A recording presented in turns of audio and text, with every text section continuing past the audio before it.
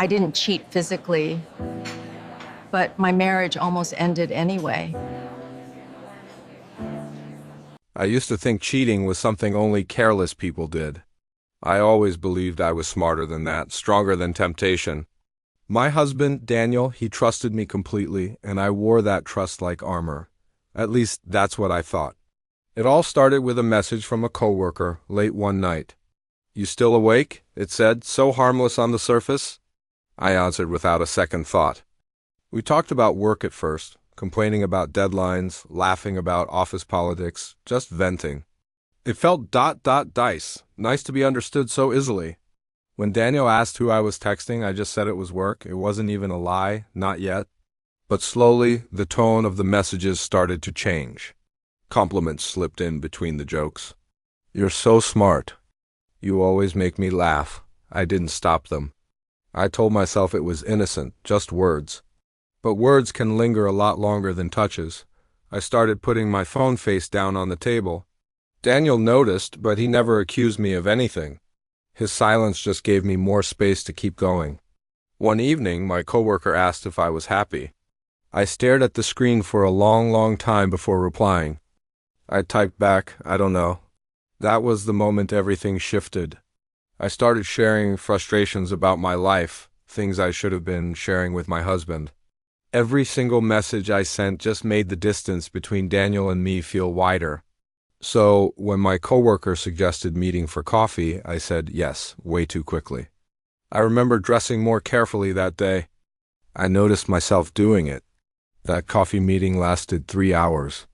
We never touched, not once, but the tension was thick, sitting right there between us. When I got home, Daniel asked how my day was. I just said, "Fine." That lie felt so much heavier than the first one.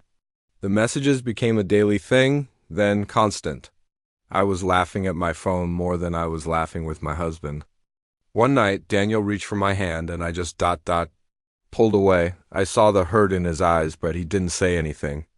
The guilt always came later, usually in the middle of the night. I tried to justify it, blaming loneliness, telling myself that emotional cheating wasn't real cheating. Then the messages crossed a line, one I knew I couldn't redraw. I knew I should stop. But I didn't. The affair never became physical, but it was living in my head, rent-free. Daniel sensed something was deeply wrong, and finally he asked me directly, "Is there someone else?" He said so quietly, I looked him in the eye and said no. That lie broke something inside of me. The next morning I couldn't even look at myself in the mirror. I ended the conversations abruptly. My coworker didn't argue, which somehow made it all feel worse. I spent the entire day feeling anxious and completely hollow. That night I told Daniel everything. My voice shook with every sentence. He just listened. He didn't interrupt me once. When I finished, he asked one simple question. "Why didn't you talk to me instead?" I didn't have a good answer. We sat in silence for what felt like an eternity. He told me that trust doesn't shatter loudly, it just cracks, quietly, over time. I cried harder than I ever had in my entire life. He said he needed time, I just agreed. The days that followed were heavy, but they were honest. I answered every single question he had, no matter how much it hurt. We started therapy together.